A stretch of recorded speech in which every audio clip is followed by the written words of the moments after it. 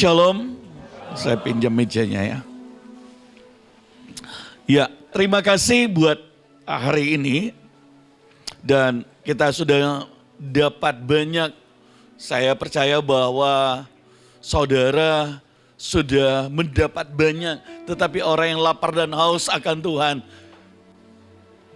semakin lapar dan haus akan Tuhan. Kalau saudara makan, itu kalau udah banyak, rasanya tidak pengen makan lagi. Tapi makan firman itu beda. Firman Tuhan berkata, berbahagialah orang yang lapar dan haus akan Tuhan. Karena dia akan dipuaskan. Dipuaskan itu saya belajar gini saudara. Saudara cari lagi. Saudara mau lagi. Itu kata dipuaskan.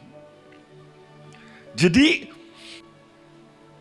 semakin saudara mengenal akan Tuhan, semakin saudara lapar dan haus akan Tuhan. Dan hari ini, di jam ini temanya adalah penggembalaan. Dan saya bersyukur buat tema ini. Saya, Joseph Hendrik Gumulia, anak saya Ivan Gumulia. Kemarin dia sharing tentang keuangan, kalau nggak salah ya. Tentang manajemen. Dan hari ini saya adalah seorang gembala sidang di Makassar, ketua sinode.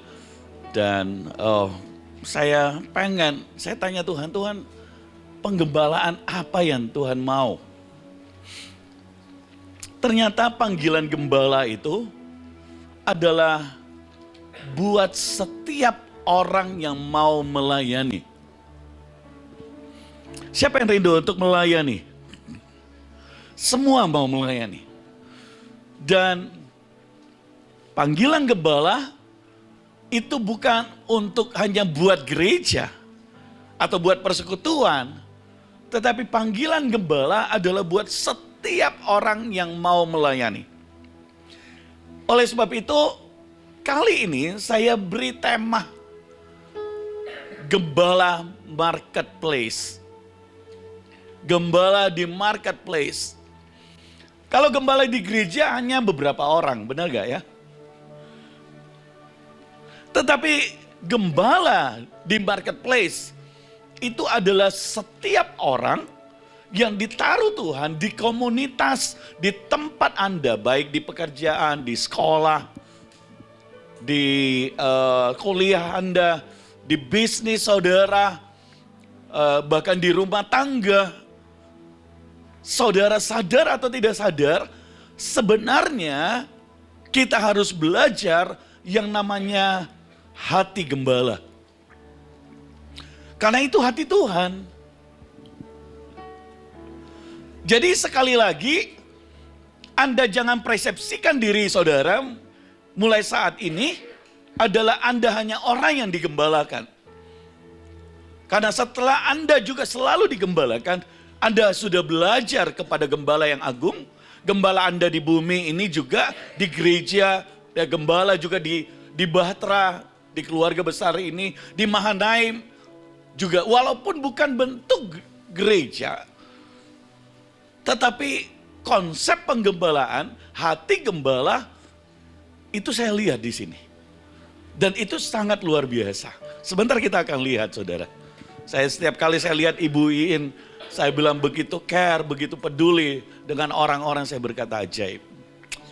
Saya kayaknya juga ada banyak bagian yang saya belum bisa. Seperti Ibu Iin. Saya bilang, luar biasa. Bisa turun kemana, tidak kenal waktu.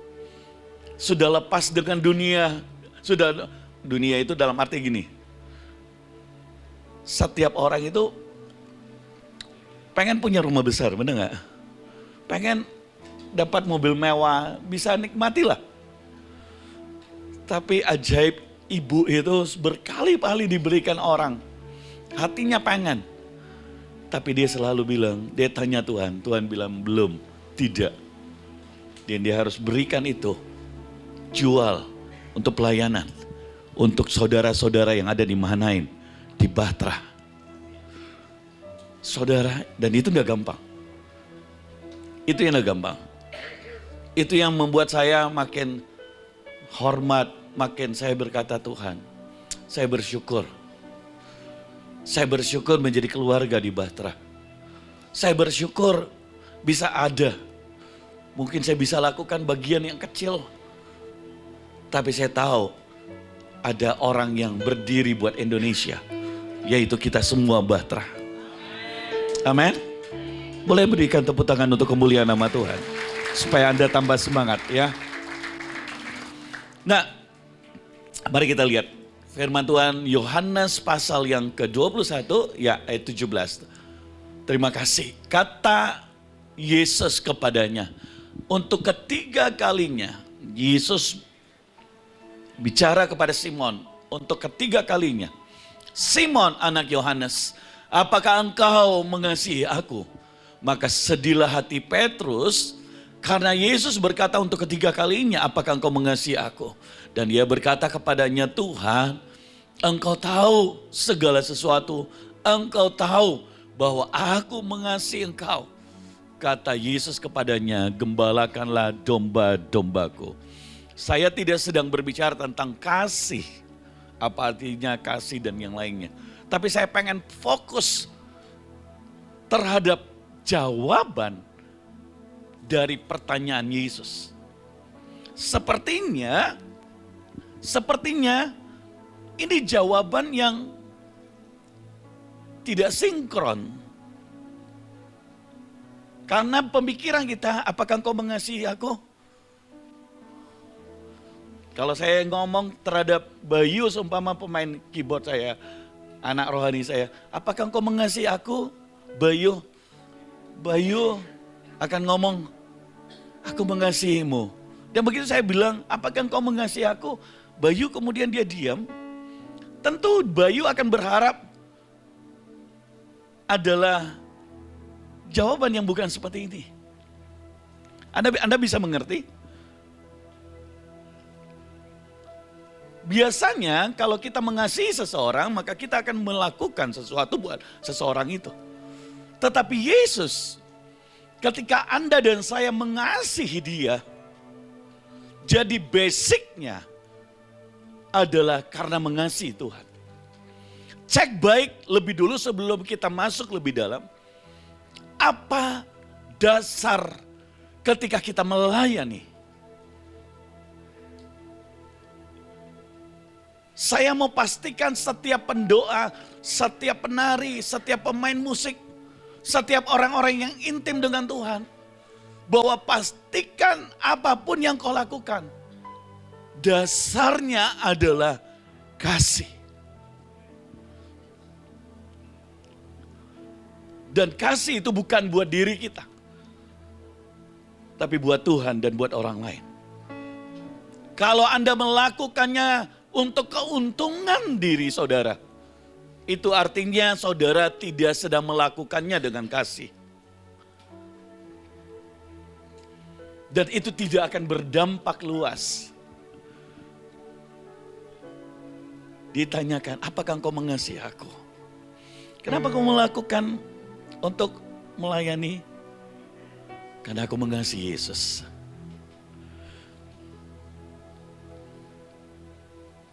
Pelayan kami di gereja, karena pelayanan cukup banyak, ditawari dengan PK yang tinggi di tempat lain. Padahal di gereja mereka nggak dapat PK. Ada yang tawari 300.000 satu kali, ada yang tawari 200.000, ada yang tawari sekali main 500.000. Wih banyak ya. Satu minggu berapa kali saudara, hari Minggu, belum hari Raing.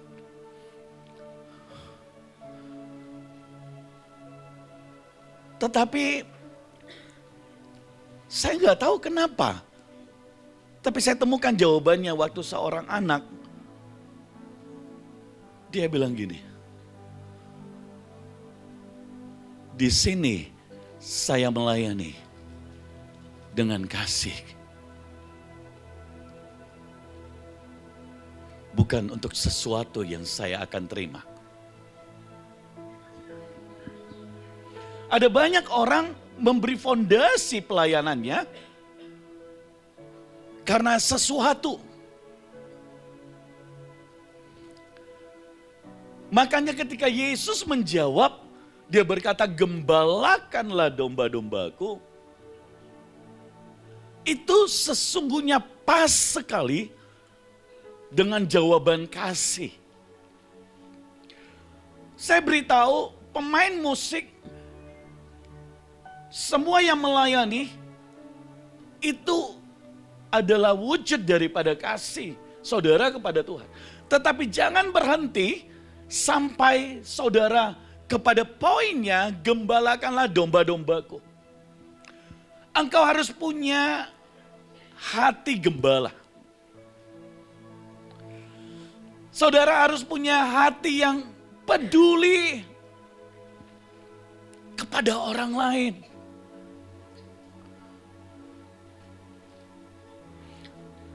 Saudara harus punya hati peduli kepada setiap jiwa-jiwa.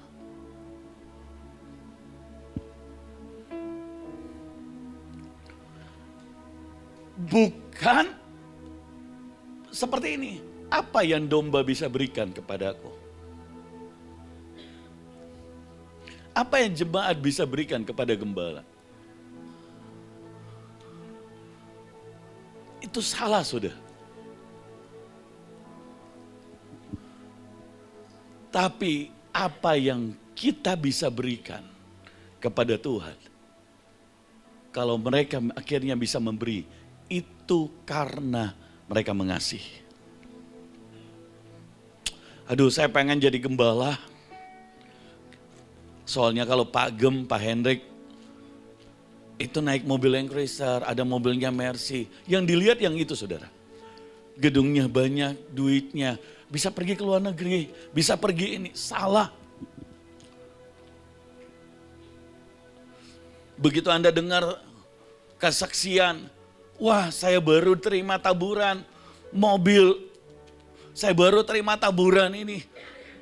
Dan tiba-tiba pikiran yang liar mulai datang di pikiranmu. Aduh, saya pengen jadi pelayan Tuhan, saya pengen jadi hamba Tuhan seperti dia. Supaya apa? Supaya saya juga bisa dapat taburan mobil. Salah, saudara. Oleh sebab itu, tidak sedikit orang ketika salah dalam motivasi, tujuan, dia berakhir dengan kecewa. Kalau dia berakhir dengan bertobat, itu bagus. Tapi tidak sedikit orang yang berakhir dengan kecewa. Karena sebelum sampai ke sana, orang-orang harus dimurnikan dulu motivasinya seperti apa.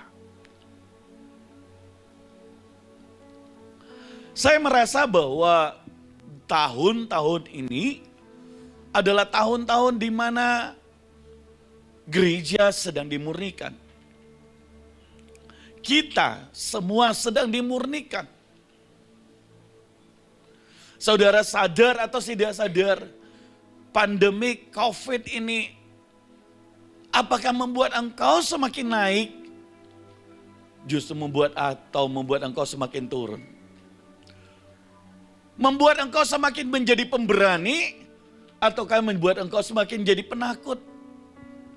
Membuat engkau semakin percaya, ataukah membuat engkau jadi ragu-ragu? Dan saya berdoa bahwa COVID ini justru membawa kita semakin mengejar Tuhan. Karena kita tahu waktu Tuhan tidak lama lagi. Kapan? Enggak. Nah, gembalakanlah domba-dombaku. Setiap yang Tuhan percayakan, setiap jiwa-jiwa. adalah milik Tuhan. Hal yang kedua, jangan pernah merasa punya, milikmu. Saya nggak pernah merasa Bayu milikku. Ketika saya merasa bahwa Bayu adalah milikku,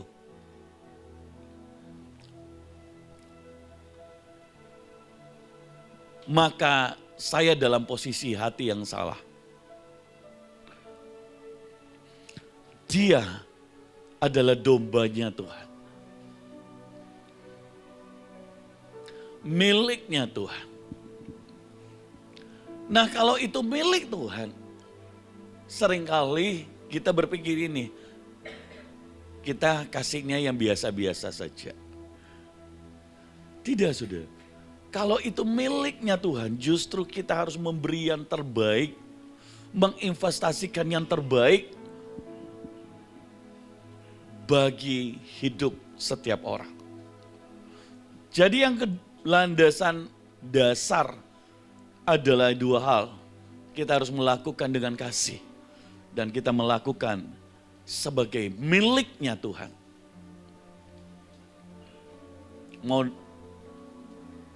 Miliknya Tuhan. Yang dimana kita mesti jaga, kita mesti peduli, kita mesti rawat, kita mesti memberikan segala sesuatu. Sebentar kita akan belajari, saudara.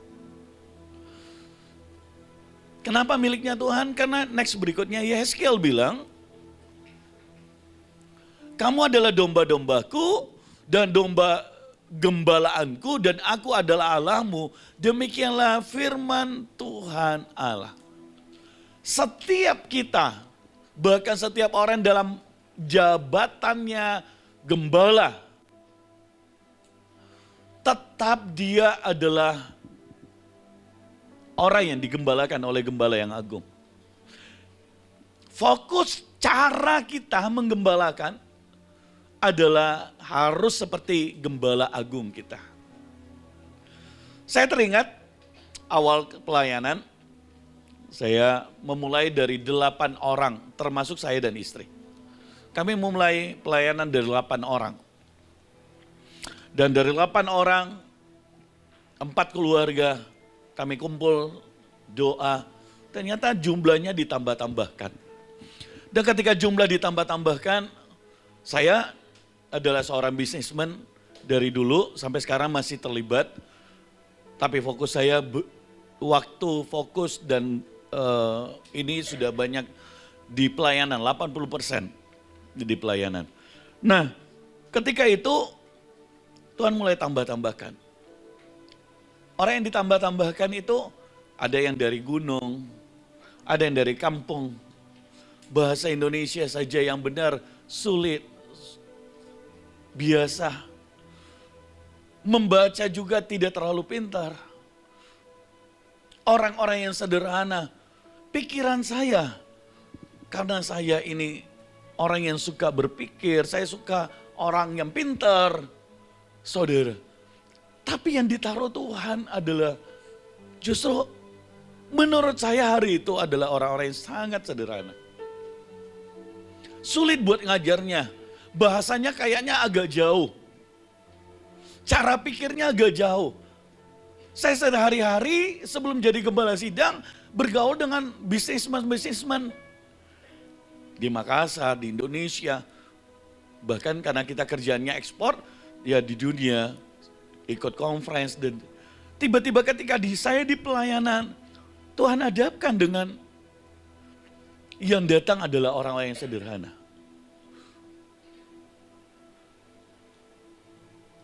Apa yang terjadi, saudara? Waktu saya doa pagi sama-sama dengan mereka, ada 8 orang yang tinggal di rumah. Dan ketika itu saya bilang, Tuhan, bagaimana caranya untuk mereka ini bisa berubah?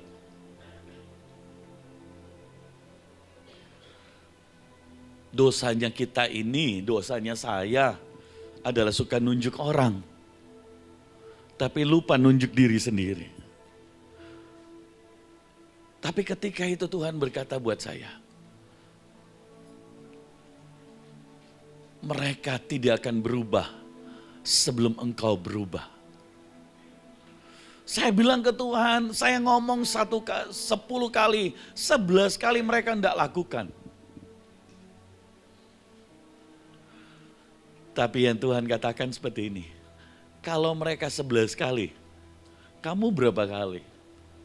Sama seperti Simon, saudara. Merasa sudah mengasihi Tuhan, tapi ternyata belum.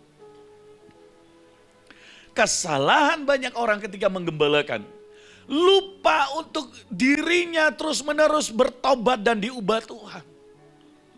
Dia mau orang lain berubah, tapi dirinya tidak berubah. Oleh sebab itu kenapa orang tidak berubah?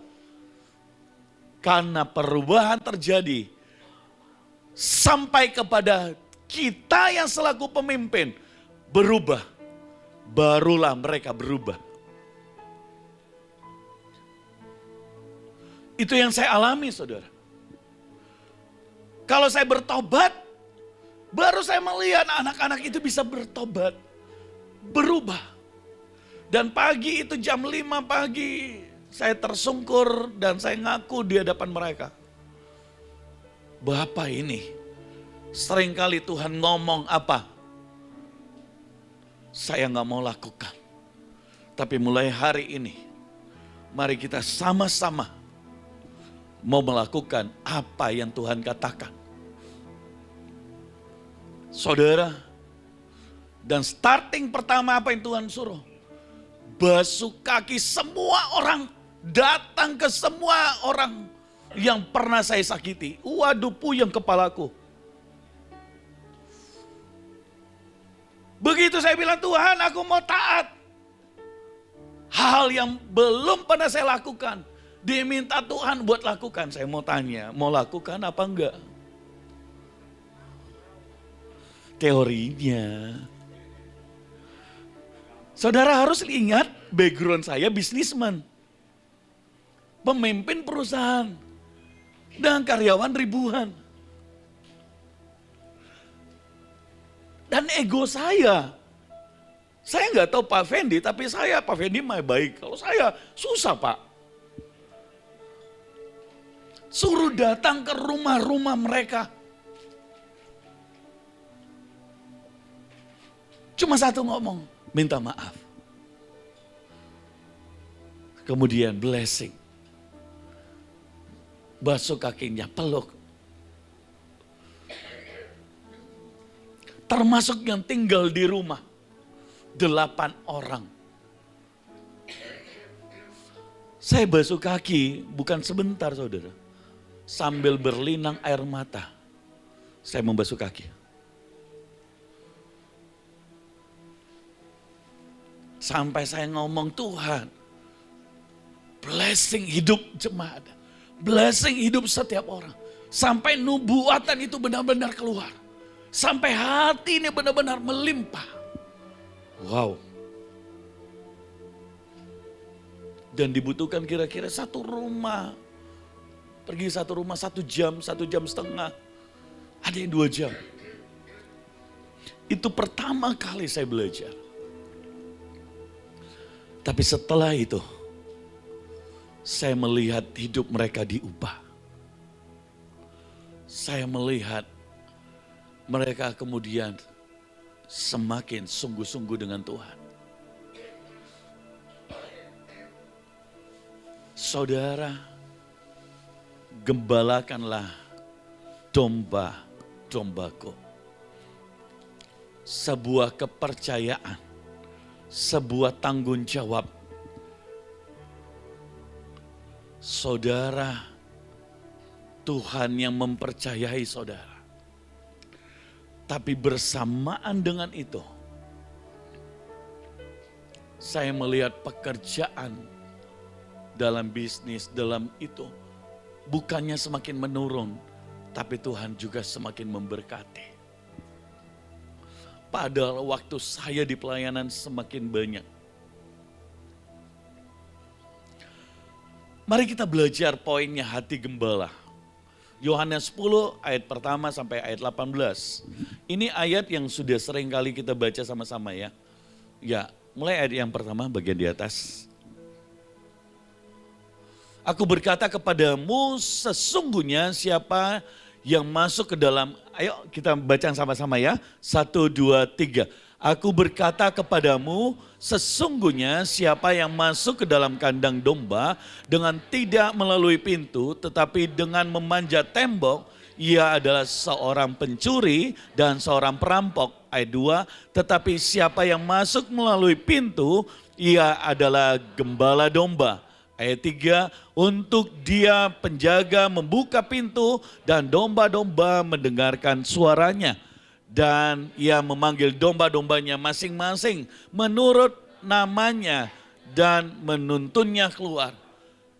Ayat 4, jika semua dombanya telah dibawanya keluar, ia berjalan di depan mereka dan domba-domba itu mengikuti dia karena mereka mengenal suaranya. Tetapi seorang asing pasti tidak mereka ikuti, malah mereka lari daripadanya karena suara orang-orang asing tidak mereka kenal. Itulah yang dikatakan Yesus dalam perumpamaan kepada mereka. Tetapi mereka tidak mengerti apa yang dimaksudnya. Ia berkata demikian kepada mereka. Maka kata Yesus sekali lagi, aku berkata kepadamu, sesungguhnya akulah pintu ke domba-domba itu.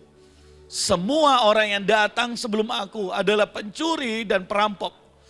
Dan domba-domba itu tidak mendengarkan mereka. Akulah pintu, barang siapa masuk melalui aku, ia akan selamat dan ia akan masuk dan keluar dan menemukan padang rumput. Pencuri datang hanya untuk mencuri dan membunuh dan membinasakan. Aku datang supaya mereka mempunyai hidup dan mempunyainya dalam segala kelimpahan. Akulah gembala yang baik. Gembala yang baik memberikan nyawanya bagi domba-dombanya. Sedangkan seorang upahan yang bukan gembala dan yang bukan pemilik domba-domba itu sendiri, ketika melihat serigala datang, meninggalkan domba-domba itu, lalu lari, sehingga serigala itu menerkam dan mencerai-beraikan domba-domba itu. Dan ia lari karena ia seorang upahan dan tidak memperhatikan domba-domba itu. Ayat 14, akulah gembala yang baik dan aku mengenal domba-dombaku dan domba-dombaku mengenal aku. Ayat 15, sama seperti Bapa mengenal aku dan aku mengenal Bapa dan aku akan memberikan nyawaku bagi domba-dombaku. Ayat 16, ada lagi padaku domba-domba lain yang bukan dari kandang ini. Domba-domba itu harus kutuntun juga dan mereka akan mendengarkan suaraku dan mereka akan menjadi satu kawanan dengan satu gembala. Bapa mengasihi aku oleh karena aku memberikan nyawaku untuk menerimanya kembali. Tidak seorang pun yang mengambilnya daripadaku, melainkan aku memberikannya supaya kehendakku sendiri. Aku berkuasa memberikannya dan berkuasa mengambilnya kembali. Inilah tugas yang kuterima dari Bapakku. Saudara, kita akan masuk pada poin. Tadi saya berkata bahwa temanya gembala di marketplace. Bagaimana supaya saudara menjadi gembala di marketplace? Karena kalau saudara menjadi gembala di marketplace, saudara mengerti tujuannya saudara ada di marketplace. Selain saudara menjadi gembala, kalau ada yang tertarik atau dipanggil untuk membuka gereja atau memulai pelayanan, itu sangat baik. Tetapi ada juga orang-orang yang dipanggil untuk menjadi gembala di marketplace. Dan ketika saudara mengerti tujuan Tuhan, kenapa saudara ditempatkan di sana, maka saudara akan punya value yang berbeda dari orang lain. Karena saudara menemukan destinimu di marketplace. Apapun yang engkau lakukan haruslah menjadi cerminan bahwa engkau adalah gembala di tempat, di pekerjaan, di sekolah, dimanapun yang saudara ditempatkan. Boleh taruh tangannya di dada. Dan kita doa sama-sama ya, ikuti doa saya. Tuhan, aku adalah gembala di marketplace. Beri aku hatimu, beri aku pengertianmu. Agar aku bisa menggembalakan setiap domba-dombamu. Di dalam nama Yesus. Amin. Jadi setiap kita harus ngerti, saudara pemimpin di dalam perusahaan punya tokoh. Saudara harus mengerti bahwa saya ini adalah gembala di tokohku. Di tokoh yang Tuhan percayakan. Saudara jadi manajer di sebuah restoran atau di sebuah perusahaan. Saudara harus mengerti, saya ini adalah gembala bagi tempat itu. Bagi orang-orang yang saya pimpin. Tapi kalau saudara juga umpama jadi cleaning service, housekeeping di sebuah hotel, mungkin jabatan Anda mulai dari yang bawah. Tidak ada masalah.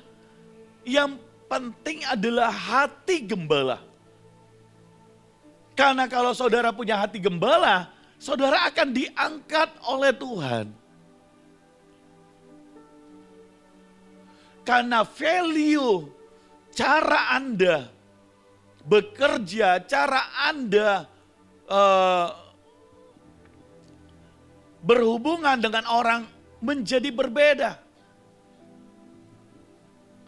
Karena saudara ngerti bahwa saya ini adalah seorang gembala.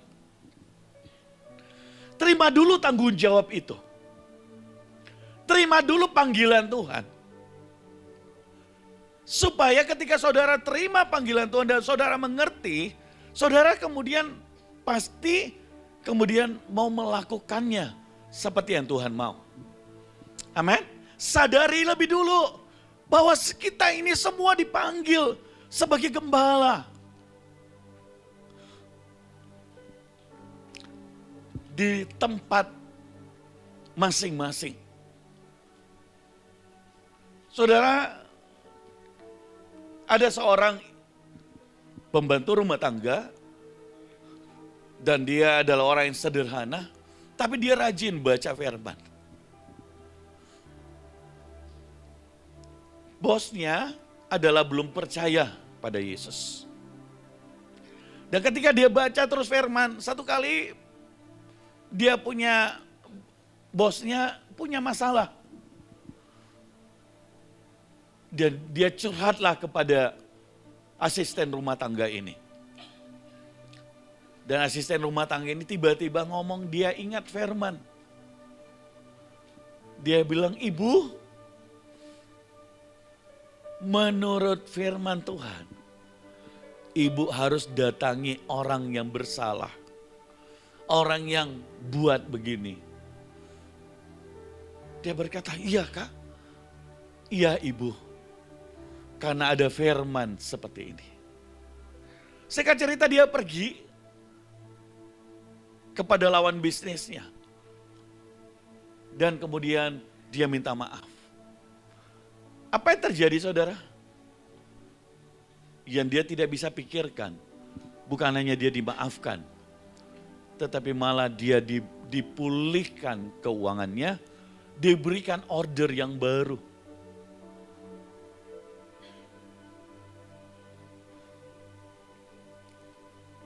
Padahal itu sebuah nasihat yang sederhana.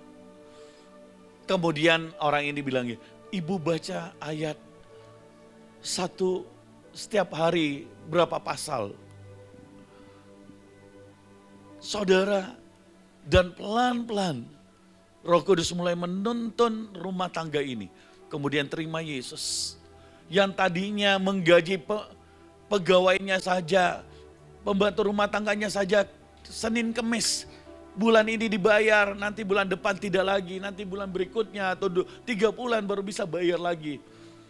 Tapi setelah kemudian dia baca firman, Dan dia dituntun bersama-sama dengan pembantu rumah tangga ini.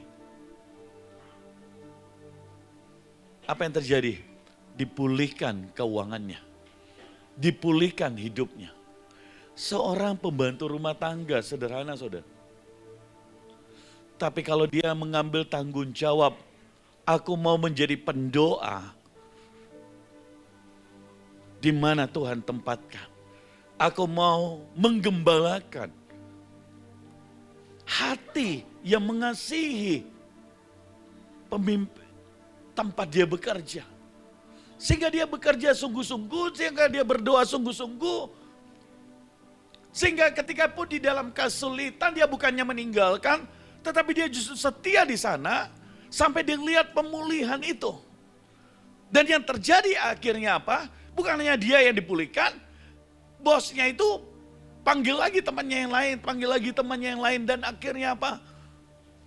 Dia dikenal oleh banyak orang. Dia membawa banyak orang mengenal Yesus. Letaknya di mana yang berbeda? Hati gembala itu. Hati yang mau peduli terhadap domba-dombanya. Itu hati, saudara. Memang secara struktur perusahaan, ekonomi bosnya lebih banyak uangnya. Tapi secara struktur rohani, pembantu rumah tangga ini lebih rohani di hadapan Tuhan. Dan dia diberi hati oleh Tuhan untuk menggembalakan bosnya. Sampai pemimpinnya kenal Tuhan. Apalagi bapak ibu saudara. Ya mungkin jabatanmu lebih tinggi. Dan kau dipercaya oleh banyak anak-anak buah yang lain. Banyak orang-orang di bawah saudara di dalam perusahaan. Saudara punya kesempatan untuk memenangkan jiwa menjadi gembala bagi banyak orang. Lebih lagi. Amin. Nah, perhatikan hal yang pertama. Kalau saudara menggembalakan adalah di Yohanes 10 ayat yang kedua. Tetapi siapa yang masuk melalui pintu, ia adalah gembala domba. Hal yang pertama adalah gembala masuk melalui pintu. Dan pintu yang dimaksud adalah Yesus. Dan pintu yang dimaksud adalah firman. Pakailah firman sebagai pintu masuk di dalam engkau berhubungan dengan domba. Pakailah firman sebagai cara satu-satunya yang utama di dalam membangun hubungan. Penjaga tidak akan membuka pintu kalau bukan gembala. Siapa penjaga setiap kita? Roh Kudus. Penolong kita. Dan waktu firman itu bekerja, engkau akan melihat buahnya. Seringkali kita pakai caranya apa? Bukan firman. Pakai cara manusia. Hal yang kedua saudara. Gembala adalah teladan. Domba-domba mendengar suara gembala dan gembala berjalan di depan dan domba-domba mengikutinya. Banyak kita berpikir kalau kita pemimpin otomatis diikuti oleh orang. Kalau cara saudara adalah teladan di dalam firman, maka orang akan mengikuti. Karena pemimpin gembala, hati gembala, itu adalah teladan yang harus kita berikan. Seorang gembala akan diakui, diikuti oleh orang. Saya selalu berkata, kalau saya ngajar leadership di mana-mana, ada dua hal. Yang pertama, saudara memberikan teladan buat orang lain. Hal yang kedua, apabila engkau bersalah, perhatikan baik, Anda yang punya anak, Anda yang punya istri, suami-suami, orang tua, bersaudara, kakak, adik, kalau saudara salah, tidak menjadi figur teladan, jangan diam saja. Karena orang tidak akan mengakui kepemimpinanmu. Caranya bagaimana? Minta maaf. Akui dengan jujur kesalahanmu. Tapi ada banyak orang suami sudah salah,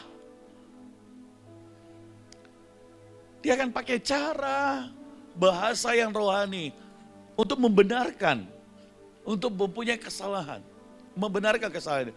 Mungkin istrinya atau anaknya sudah enggak ngomong karena udah malas berbantahan. Tapi di hatinya suami pemimpin yang seperti itu, mereka enggak respect lagi. Anda bisa ngerti? Karena keteladanan tidak diberikan. Saya ulangi sekali lagi. Usahakan saudara untuk menjadi teladan. Gembala adalah teladan. Tetapi ketika saudara buat kesalahan, akuilah itu dengan jujur. Satu kali anak saya Ivan, sebelum hari ini dia dipakai Tuhan, dia baru tamat pulang dari luar negeri, dan dia lihat jemaat berkembang, udah bertambah banyak. Hari ini mungkin ya kurang lebih 1000-an lah oleh anugerah Tuhan.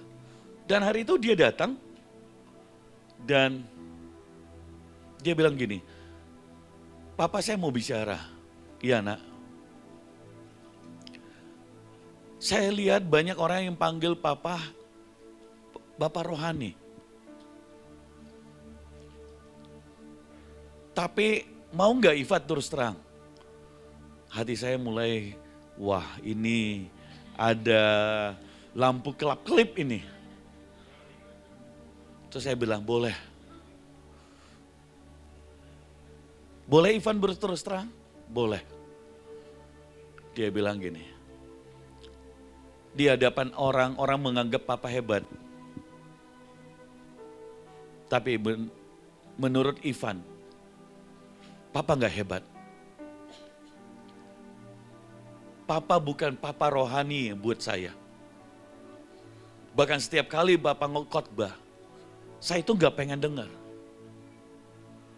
Di pikiran saya, di telinga saya terus ngomong apa? Bohong, bohong. Saya waktu dengar saudara, gak sadar air mata saya keluar. Dan saya bilang, Tuhan, ampuni saya di hati saya. Tapi untuk pertama kalinya saya jujur bicara dan saya ngomong, Ivan, ampuni Papa, maafkan Papa. Karena saya tidak bisa menjadi teladan yang baik bagimu. Dan saya bilang, boleh enggak kamu buka hati, kasih Papa kesempatan untuk memperbaiki. Waktu dia kecil sampai umur 10-11 tahun, saya sibuk kerja saudara. Dia bangun tidur, pergi ke sekolah, kami tidak ketemu. Dia malam sudah tidur, saya baru pulang. Sibuk kerja, karena pabrik kerja sampai jam 12 malam. Saya tiba di rumah jam 1, kadang setengah 2. Belum lagi kalau ada tamu. Dan itu yang membuat kami berjarak. Dia tidak pernah bisa merasakan kasih dari papanya.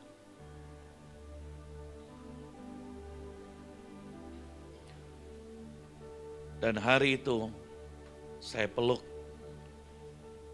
saya ambil baskom, saya cari handuk. Terus saya bilang, Papa mau basuh kakimu. Saya tahu sekalipun saya basuh kakimu, tidak akan bisa segera menghapus kekecewaan yang ada di hatimu, nak. Saya basuh kaki, saya nangis. Saya rasanya Tuhan, sia-sia saya melayani kalau anakku sendiri saya nggak bisa menangkan. Tuhan, hari ini saya lihat diriku gagal. Tapi keterus terangannya hari itu begitu berharga buat saya. Karena selama dia jadi anak, tidak pernah bisa terus terang. Saya pergi kemana dia ke situ. Kita ketemu, dia acuh tak acuh saja. Ya kita keluar makan, tapi tidak ada kehangatan, tidak ada hubungan. Saya ngerti karena hatinya kecewa. Seringkali kita ini gembala di luar, tapi kita lupa dengan keluarga kita. Sekali lagi gembala ini bukan laki-laki, bukan perempuan, bukan gender, saudara. Ini mengenai hati. Kalau ibu-ibu engkau lebih rohani dari suamimu, mau enggak kau punya hati gembala? Buat suamimu dan buat anak-anakmu. Buat mereka.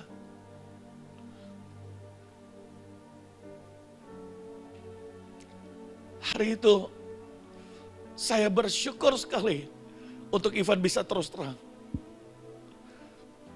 Kalau enggak mungkin hari ini dia enggak akan jadi hamba Tuhan. Saya bersyukur juga hari itu Tuhan mulai pulihkan. Bukan hanya sekali, 2 kali, 3 kali, 4 kali, setiap kali Tuhan suruh saya melakukan. Dan ketika saya lihat dia, orang-orang berkata, khotbahnya Ivan lebih baik ya di jemaat saudara. Dia jadi favorit, lebih kekinian. PowerPoint-nya dan semuanya, papanya masih gaya lama saudara. Saya enggak merasa tersaingi saudara. Saya merasa Tuhan terima kasih. Karena kau boleh pakai anakku lebih dari saya. Kalau di perusahaan, ada banyak orang dengar dia Ivan bicara, saya enggak marah. Kenapa kalau Bapak bicara kamu enggak dengar, Ivan bicara kamu dengar? Enggak saudara. Walaupun di perusahaan sama-sama.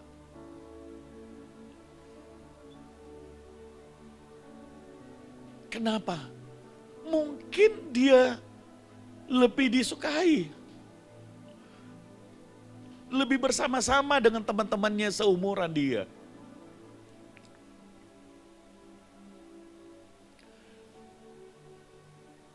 Ketika dia khotbah, setiap kali saya duduk dengar dia khotbah, saya hanya bilang Tuhan, terima kasih. Tidak ada yang kata selain bilang thank you Lord. Keteladanan, ambillah dalam sisi yang satunya. Hubungan suami istri, hubungan saudara. Utamakan itu saudara. Jangan Anda hebat di pelayanan, tapi dengan hubungan saudaramu, saudara kandungmu amburadul saudara. Saling nyakiti, gak bisa. Nanti orang bilang di sana, aduh ini batra. Rohani, pelayanan. Tapi dengan saudaranya, saudara harus menggembalakan saudara. Saya 5 bersaudara. Saya harus pastikan adik-adik saya merasakan penggembalaan itu. Bukan hanya di gereja saudara. Ipar-ipar saya. Istri saya 7 bersaudara. Mereka harus merasakan bahwa dia tergembalakan. Jangan sampai gereja besar, tapi saudara kita yang lain tidak merasa tergembalakan. Saudara, mari berubah. Hal yang ketiga, saya akan cepat saudara, poinnya waktu saya sudah hampir habis. Gembala memberi hidup, bukan mengambil keuntungan. Pastikan, gembala itu adalah ketika saudara mau menjadi gembala itu artinya apa? Saudara sudah lepas dengan dunia. Saudara sudah memberi hidup. Karena ada banyak gembala-gembala, ada banyak orang-orang yang melayani, adalah tujuannya buat dirinya. Dan saya mau berkata, itu keliru. Karena Yesus sebagai gembala agung datang untuk memberi hidup buat kita. Amin. Amin. Mengenai anak-anak kita di rumah, itu setiap hari ada makanan enak. Makanannya badanku ini gak bisa turun. Sudah itu makan enak, sudah dikirim. Dia tanya lagi, seperti mungkin Ibu Amel, Pak Ever kirim makanan, dikirim. Kan gak enak kalau gak dimakan, saudara. Dia tanya rasanya bagaimana lah, kalau kita gak makan kan gak mungkin. Jadi makan, sambil foto makannya enak. Tapi masalahnya bukan satu, makan siang itu bisa 3, 4. Makan malam, makan pagi, gendut lah. Saudara, makan sini sedikit kasih. Itu hal yang lain. Tetapi di hati kita ketika kita melayani, kita harus memberi hidup. Amin. Bukan menuntut, perlu ketulusan. Bahkan Yesus berkata dia memberikan bahkan nyawanya sekalipun. Kalau saudara menjadi gembala di marketplace, saudara membina orang lain, saudara mendidik orang lain, saudara mengarahkan orang lain secara rohani. Tujuannya adalah buat mereka, maka saudara akan melihat orang-orang akan mudah dimenangkan untuk kemuliaan nama Tuhan. Karena di marketplace, teman-teman Anda, segala sesuatu yang mereka lakukan selalu ada motivasinya buat dirinya. Cek. Kebanyakan motivasinya buat apa, buat dirinya. Tidak pernah ada yang tulus, tapi Yesus mengajar kita menjadi gembala di marketplace untuk memberi hidup. Artinya apa? Saudara menggembalakan dengan tulus, dengan murni, tujuannya untuk Tuhan, supaya mereka kenal akan Tuhan. Karena itu domba-dombanya. Pak, bagaimana kalau bukan Kristen? Dia juga menjadi kawanan domba yang saudara percayakan. Dengan begitu value yang saudara akan keluarkan, kebijaksanaan, keputusan yang Anda keluarkan, itu punya nilai yang sangat berbeda. Itu yang sedang dicari oleh dunia. Kalau saudara memberi hidup, saudara bantu temanmu bekerja. Kalau meja orang lain PNS mesti tanda tangan dan wanipiro, Anda membantunya dan Anda tanda tangan. Anda bantu pekerjaan, tidak perlu. Sebab Tuhan sudah memeliharaku. Anda bantu temanmu, dia berkata, orang lain menuntut, tapi Anda melakukannya. Karena Tuhan sudah memberi hidupnya bagi kita. Dan kau juga memberi hidup buat orang-orang lain. Maka keputusan-keputusan yang diberikan, kenapa Ahok punya keputusan yang baik? Sekalipun ada banyak orang juga yang menentangnya. Kenapa? Karena dia membuat keputusan untuk kepentingan yang lebih besar, yaitu kerajaan surga. Amin. Atau Jokowi, walaupun dia Muslim, tapi dia adalah orang yang memberikan hidupnya buat Indonesia. Amin. Saya hormat, kagum, mengasihi Ibu Iin. Karena saya lihat tidak banyak orang yang seperti beliau. Dan Anda Mahanaim, dan Anda yang ada di Batra, kita semua yang ada di Indonesia. Melihat teladan itu dan contohi.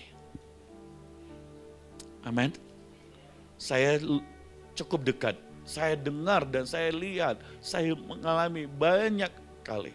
Tapi yang saya selalu lihat, beliau kepentingan buat jiwa-jiwa yang utama.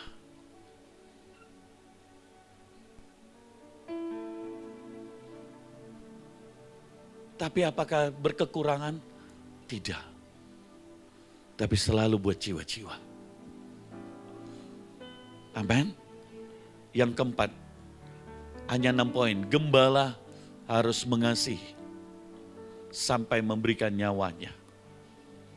Mengasihi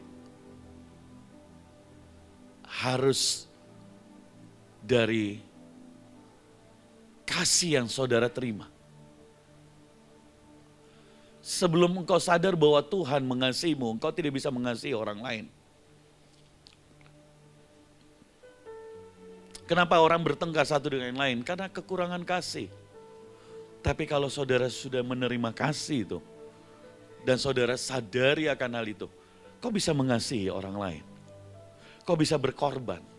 Praktekkan ketika di marketplace, saudara mengasihi tanpa pamrih. Maka pekerjaanmu akan berbeda. Perusahaanmu akan berbeda. Dan engkau akan ada orang-orang yang datangnya adalah orang-orang yang loyal bersama saudara. Kenapa? Karena kasih itu mendidik dan mengangkat hidup seseorang. Bagian yang kelima. Gembala itu membangun hubungan yang karib. Ayatnya ayat yang ke-14. Akulah gembala yang baik dan aku mengenal domba-dombaku dan domba-dombaku mengenal aku. Kalau saudara di dalam marketplace bangun hubungan yang karib, yang dekat, hubungan yang baik, ini sangat penting buat setiap kita. Saudara tidak akan bisa mengimpartasi seseorang. Saudara tidak mungkin mengenal dia. Dia tidak mungkin mendapat impact dari hidup saudara. Saudara pun tidak mendapat impact dari hidupnya kalau saudara tidak dekat. Jadi pengembalaan itu bukan hanya gembala yang memberkati domba-domba. Domba-domba juga memberkati gembalanya lewat hubungan. Hal yang keenam, saya buat agak cepat. Gembala menuntun sesuai dengan firman-Nya. Ada lagi padaku domba-domba lain yang bukan dari kandang ini. Domba-domba yang harus kutuntun juga. Dan mereka akan mendengarkan suaraku dan mereka akan menjadi satu kawanan dengan satu gembala. Izinkan untuk saudara pertama dituntun oleh firman. Dan saudara menuntun orang lain lewat firman. Dan cara menuntun yang paling baik, bukan lewat perkataan, tapi lewat tindakan, kelakuan. Makanya hubungan itu penting. Karena orang kalau lihat dari jauh berbeda dengan lihat dari dekat. Tapi tuntunan itu akan sangat nyata ketika saudara mengizinkan firman dalam hidupmu. Saya melihat di marketplace, di tempat kami, ada banyak hal bisa terjadi. Begitu luar biasa Tuhan bekerja. Dasarnya satu, saudara mau jadi gembala enggak? Jadi gembala enggak? Saudara punya tokong, saudara bekerja di mana? Saudara mau jadi gembala enggak? Saya percaya ketika saudara berkarir di dalam perusahaan, saudara kerja di BUMN, atau dimanapun ketika engkau punya hati gembala, Tuhan akan angkat hidupmu. Amin.